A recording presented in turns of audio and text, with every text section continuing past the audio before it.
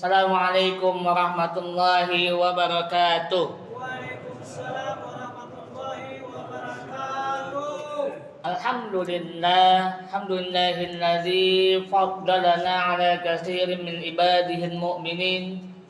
Wassalatu wassalamu ala syamsil mursalin wa qamarin nabiyyin wa sidratil muntahan arifin sayyidina Muhammadin wa ala alihi wa ashabihi ajma'in, amma ba'du.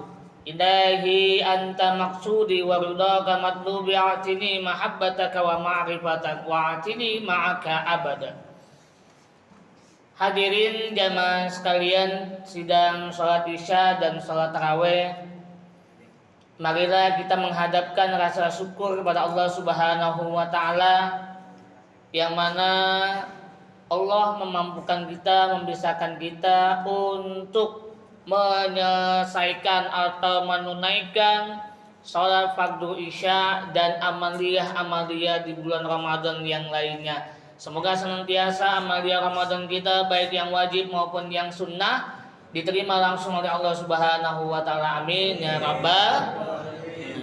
Salawat beriring salam semoga terlimpah curahkan kepada junjungan kita baginda Rasulullah Muhammad sallallahu alaihi wasallam serta keluarganya, sahabatnya, serta aulia Allah dan para pengikutnya hingga hari akhir.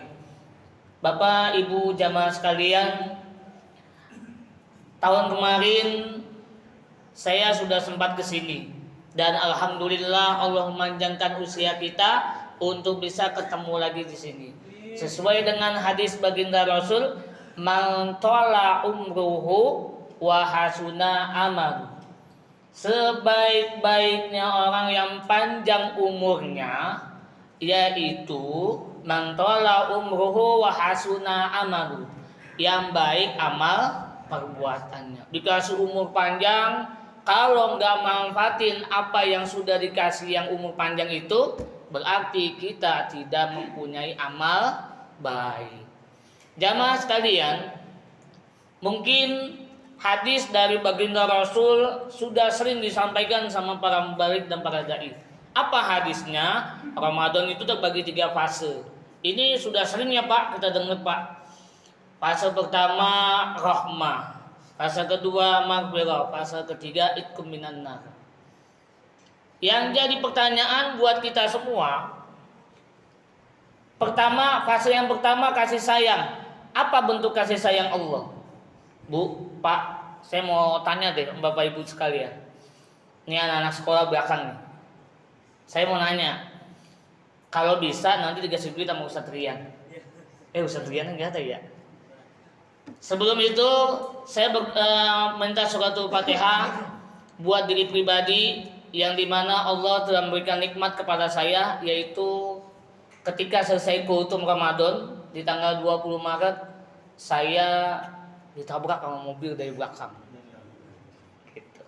Saya nggak jadikan ini musibah atau ujian, tapi ini nikmat dari Allah. Kenapa begitu? Kita hitung Pak, kita hitung nikmat Allah. Sebelum saya masuk ke sana, kita baca suratul Fatihah. Buat saya pribadi, buat pengurus yang ada di sini Masjid Jamiah Al-Khilas, semoga senantiasa diberikan kesehatan, dipanjangkan usia dunianya, dimurahkan rezekinya, dan bisa ketemu lagi di bulan Ramadan yang akan datang. Al-Fatihah. A'udzubillahi minasyaitonir rajim. Iyyaka na'budu wa iyyaka nasta'in.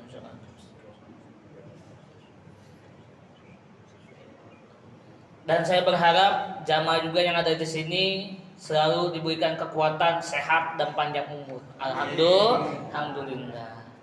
Nah, sebelum saya tadi memberitahukan kenapa ketika terjadi sesuatu sama kita itu dibilang nikmat sama Allah, dibilang nikmat dari Allah.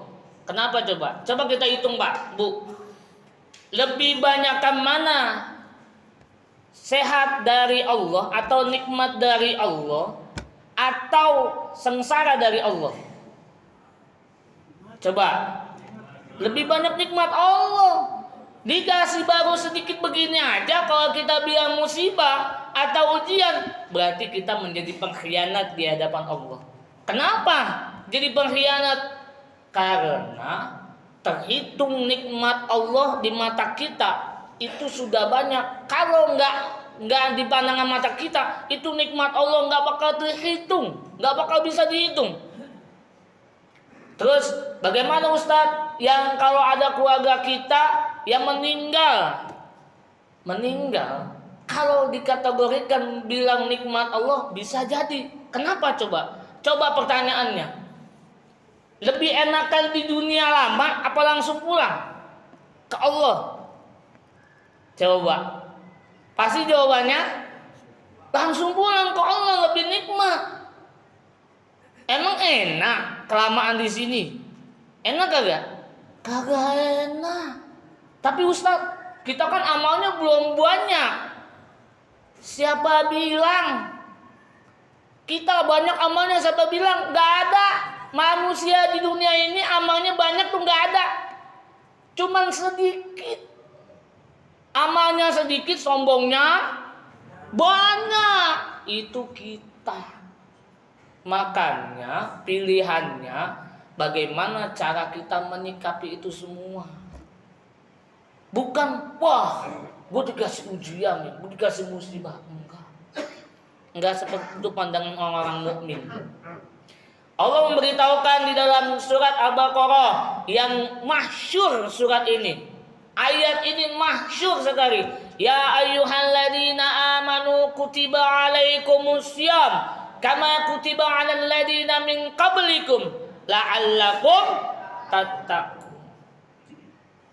Orang bertakwa, akhir firman Allah itu tattaqun. Pertanyaannya, sudahkah kita menjadi orang bertakwa? Sudahkah kita menjadi orang bertakwa?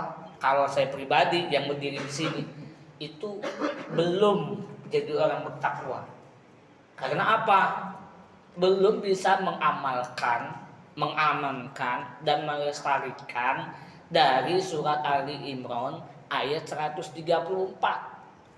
Alladzina yunfikuna fis-sarra'i wad-dharra wal kazimina ghaiza wal afina 'anil nas.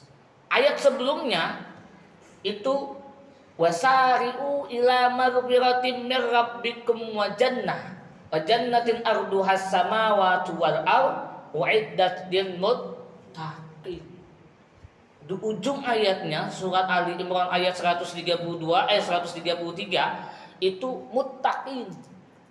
Al-Baqarah ayat 183 tattaqun. Ciri orang yang takwa itu ada 3. Sedekah di kala lapang sempit, terus tidak berbuat zalim pada diri sendiri, yang terakhir memaafkan kesalahan manusia. Ini yang repot. Kenapa repot? Karena pribadi kita, ketika kita terjadi apapun yang di hadapan kita dari Allah, pasti kita menyalahkan orang itu. Pasti kita menyalahkan, wah kamu penyebabnya. Contoh pribadi saya, tanggal 20 Maret kemarin. Buah! Saya ngomong begini, dijawab sama yang nabrak begini. Saya ngomong begitu, dijawab lagi, lebih tinggian dia. Akhirnya, ya sudah, saya tinggalin. Saya anggap ini semua dari Allah, nikmat yang tak terhingga dari Allah, sehingga saya bisa merasakan bagaimana orang lain itu bisa merasakan. Maksudnya gini, saya bisa merasakan apa yang dirasakan orang lain. Mereka pernah kecelakaan begitu, tapi mereka malah mikirnya, wah dia begini. Kalau saya nggak seperti itu, malah ada yang bela saya itu, wah harusnya kamu tuh begini. Nggak usah, ngapain, nggak usah diperpanjang. Jadi apa pelajaran yang mesti diambil dari apa yang saya ceritakan? Kalau orang beriman, benar-benar ngaku beriman, ngaku orang mukmin, Ketika terjadi sesuatu, balikin ke Allah. Jangan cengeng. Aduh ya Allah, kenapa saya begini, saya begitu. Enggak laku. Sama Allah begitu enggak laku. Yang laku apa? Balikin semua ke Allah. Karena segala sesuatu itu innalillahi wa inna ilaihi raji'un. Itu makna sesungguhnya. Kita sambung nih. Ya tadi alladzina yunfikuna bis-sarra'i wad-dharra wal kadhimina ghaiza wal 'afina 'anil nas. Pertanyaan lagi nih Pak. Bu, kita 11 bulan yang kemarin sebelum masuk Ramadan, sudahkah kita sedekah itu di kala sempit? Sudahkah kita sedekah di kala sempit? Rata-rata kita sedekah di kala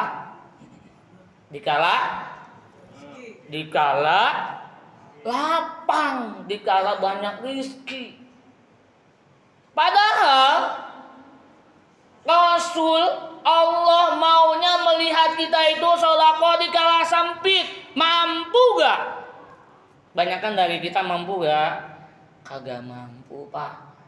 Padahal ini saya cerita, dulu di zaman Rasul ada orang miskin sama orang kaya. Orang miskin ngadu ke ya Rasulullah. Ya Rasulullah, sambil nangis. Ya Rasulullah, saya orang miskin. Saya sedekahnya pakai apa? Mereka orang-orang kaya bisa sedekah dengan harta mereka yang banyak. Bagaimana dengan saya ya Rasulullah? Apa jawaban Rasulullah? Sedekah kalian itu cukup membaca subhanallah walhamdulillah wala ilaha illallah Allahu akbar. Oh, jadi itu doang ya Rasulullah? Iya. Dengarnya orang kaya ngomong gini, enak bener ya. Dikasih dispensasi sama Rasulullah, sedekahnya cuma begitu doang orang miskin. Gue mending jadi begitu aja dah. Apa jawaban Rasul? Kalian ini termasuk orang yang tidak bersyukur atas apa yang telah Allah berikan. Berarti apa? Yang Allah nilai itu bukan dikala kita punya duit banyak kalau mau sedekah, tapi dikala sempit. Karena itu ciri orang-orang muttaqin. Alladzina yunfikuna bis-sarra'i wad-dharra wal kazimina ghaiza. 11 bulan yang lalu secara tidak langsung kita telah berbuat zalim pada diri sendiri. Kok bisa? Coba.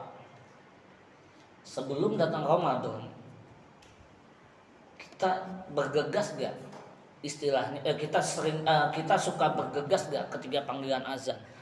Allahu Akbar, Allahu Akbar. 11 bulan sebelum Ramadan, lagi panas-panasnya zuhur itu, lagi panas-panasnya sebelum Ramadan, pasti nanti aja dulu dah, baru Allahu Akbar.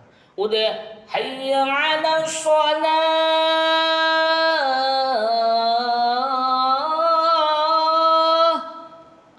nanti dulu lah. Itu kita Pak, itu kita. Kenapa? Karena kita lebih condong sama yang jelek. Kok bisa? Lihat cerita Nabi Adam. Nabi Adam dan Siti Hawa, Allah sudah ultimatum sama Nabi Adam dan Siti Hawa. Adam, Hawa, kamu boleh tinggal selamanya di surga. Tapi syarat dan ketentuan berlaku. Jangan dekati pohon ini, jangan makan buah ini. Tiba Siti Hawa makan buah itu. Selesai ceritanya, turun ke muka bumi, jadilah kita. Berarti apa Pak? Bu, kita bukan senang sama yang baik-baik ini, tapi senangnya sama yang buruk. Kita harus akui, kalau nggak ada Ramadan, nggak ada pencucinya, tidak ada pembersihnya. Karena ada Ramadan, kita bisa dibersihkan sama Allah. Kalau nggak ada Ramadan, selesai ceritanya Pak. Ada lagi yang begini Pak. Saya sih berharap, kita berharap semua jangan sampai hadis Rasulullah nyampe ke kita gelarnya minal ju' wal atos. Dari kebanyakan orang beriman, orang yang berpuasa itu cuma dapatkan lapar dan dahaga. Kok bisa ya? Kenapa coba? Karena kalau lagi puasa, kita itu tengah hari habis sahur, ketemu tengah hari itu males mulut ini untuk apa? Untuk berbicara. Tapi ketika sudah berbuka puasa, enteng gak ada mulutnya? Enteng. Pasti gampang ngejelekin orang lain. Wah, si Anu begini. Apalagi pas buka puasa bersama tuh. Wah, tadi aja gue ngambil ini. Diambil sama dia. Nah, itu kita pahala puasanya dapatnya cuma apa Pak? Minal ju' wal atos. Makanya hati-hati Pak. Puasa itu nggak sembarangan puasa. Itu luar biasa. Kalau kita bisa betul-betul menjaganya, kita betul-betul mendapatkan predikat yang namanya la'allakum tattaqun. Yang terakhir wal afina anin nas.